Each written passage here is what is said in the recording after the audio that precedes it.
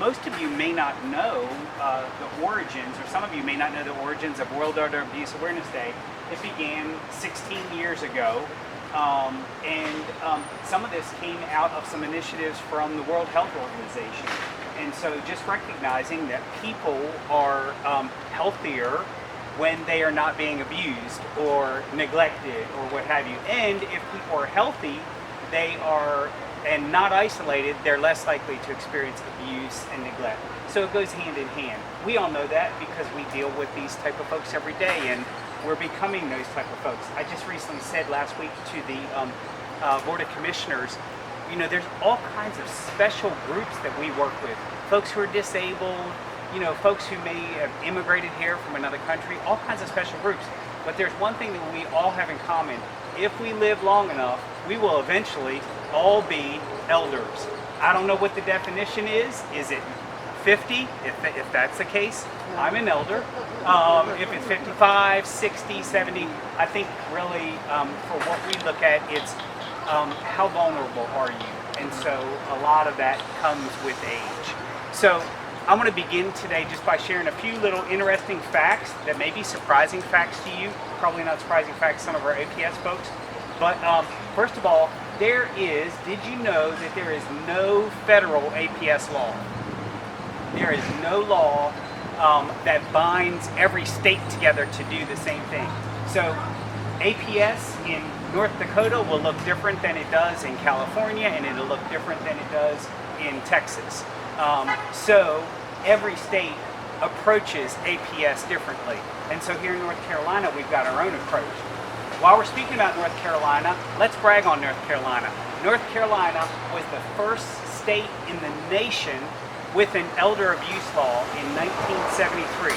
First state in the nation with an elder abuse law. Then it was codified into what we know as APS law in 1975. That's the good news. The bad news is, since 1975, that law has not been substantially improved or updated. So I often say this: if you had a car that you bought in 1975 and you didn't make any improvements to it or you didn't update it, what would you have right now? It may be functional, it may drive, and it may get you where you need to go, which APS does amazingly so. It's been resilient, but it needs to be updated. Another thing that you may not know is this: that elder abuse is grossly underreported. The Elder Abuse Incident Survey found that 1 in 14 incidents of APS abuse is reported. Other studies have said that as few as 1 in 25 gets reported.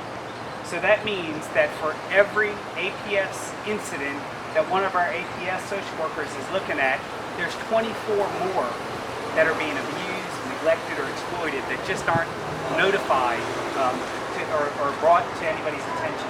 The final thing that I'll share with you is this: that 1 out of every 2 adults who have dementia have experienced some form of abuse or neglect. So the fact that you have dementia increases the likelihood that you may be abused or neglected exponentially. So some of us may say, what are some things that we can do? One is that you can be aware of some of the things that we're talking about here today. So that's what I want to encourage everybody to do. Be aware, raise awareness in your community, your family, your friends, people at church. Just let them know that this type of thing happens. You know, people think a lot of times, well, they're an adult, they can take care of themselves. As we age and as we experience difficulties in our life, we can't take care of ourselves sometimes in the way that we once were. I know I'm already beginning to feel the effects of aging sometimes. I just said in an email today, I can't even read that. and people were like, how could you miss that? But it's like, my eyes can't see it. So we need to raise awareness that as we age, we need to be more mindful. Another thing that you can do is you can advocate for services. We all know that we all need more services for every population, but it probably is a glaring absence of services for adults as they age. So we need transportation, we need good, affordable housing, and we also need things like services that can help us stay in our homes. We're trying to work on that here at DSS with our in-home aid program. So we want people to age in place and stay there as long as they can. Another thing that you can do that'll help is speak to our lawmakers. I just said that our law is a little bit outdated, so we need to update that. And we can probably do a better job. Our APS social workers will be better empowered if they can do things that make sense but within the law, and to make that happen, the law needs to be updated. Another thing you can do is you can be a sentinel. You can be on the lookout. Look for signs of elder abuse around you. Maybe a neighbor, maybe a friend, maybe even a family member. And remember, it's not always, here in North Carolina, it's not somebody else hurting or abusing an elder adult. It may be that they're just aging, and we call it self-neglect. Maybe they're just not able to take care of themselves, and they may be in denial themselves. In fact, that's some of the biggest problems that we have with APS, and this is what I'll leave you with. A lot of times it's underreported or not known because there are obstacles to people knowing about it. Sometimes the victims themselves are embarrassed or ashamed because they experienced this. Maybe sometimes they're afraid of the perpetrator getting in trouble. Maybe it's their son or their daughter or their niece or their nephew, and they don't want to get them in trouble. Another reason that it may not be known is they're worried that they may go into placement and lose their independence or not be able to drive anymore, and they don't want anybody to know about that. They may feel like they're guilty or they're to blame somehow for what's happening to them. Another thing is they may be in denial and say, hey, I'm okay, this really isn't all that bad. So we as sentinels, we can help them understand, hey, it's really not okay, and guess what, there's help. And it doesn't mean that you have to lose your independence, it doesn't mean you have to leave your home, it doesn't mean that you have to change your lifestyle. All you have to do is accept some help that's being offered to you. And so there's a lot of ways that we can help. So I want to encourage you to be those people who are out there on the front lines helping out. I'm going to turn it over now to Hank Kennedy, our APS supervisor, who's going to tell us a little bit about APS here in North Carolina and Forsyth PSS. Right. I think Rick's already told you most everything about APS and everything else. I'll less to share and everything else, but I will kind of speak a little bit to what we have here and everything else. Some of the things that you did mention, of course, North Carolina being one of the very first states to enact legislation and everything else. That being said, those different states do in different ways.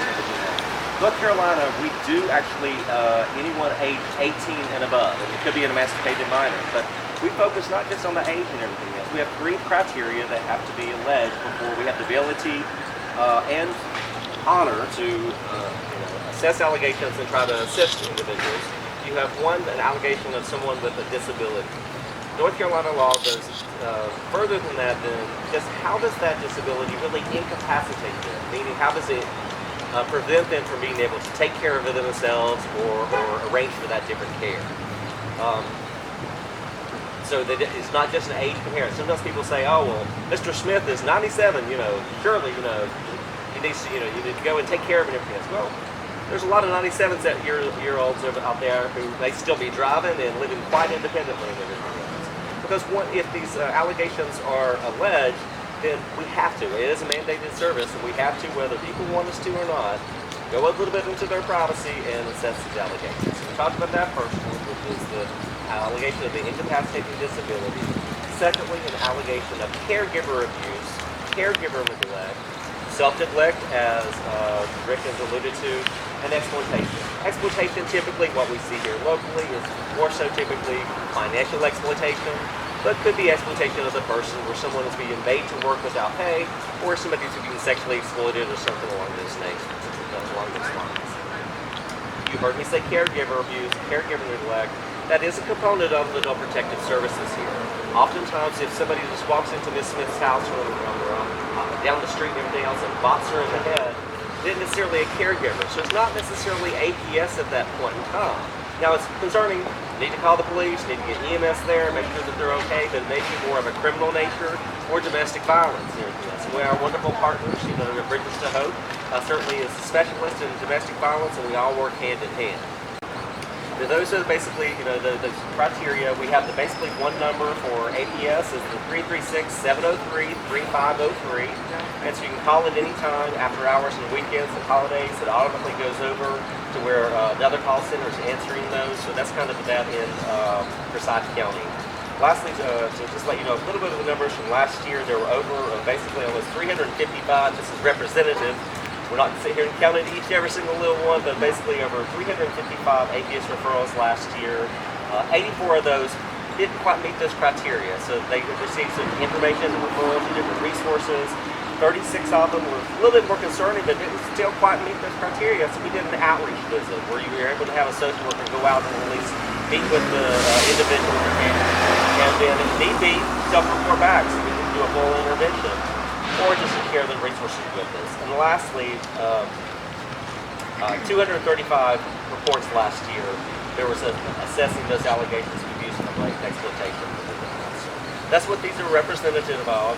But the most important thing, and one of the things I heard Rick say as well, is this is a community effort. I mentioned Bridges to Hope. We certainly partner with our partner agencies to address issues.